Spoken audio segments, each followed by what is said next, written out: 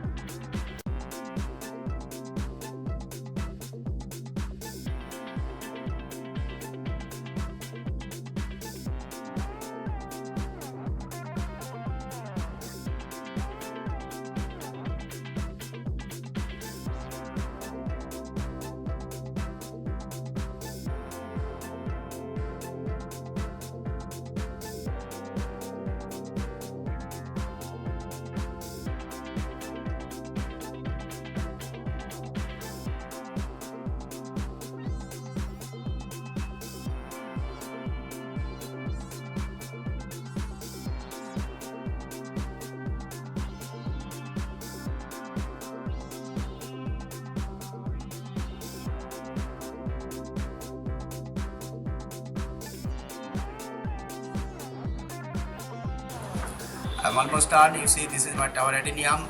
Now I will sprinkle water to moisten the potting mix, and I will keep this plant in shade for 3 to 5 days. So friends, if you like this video, please subscribe my channel, click on the bell icon, like, share, and of course leave comments.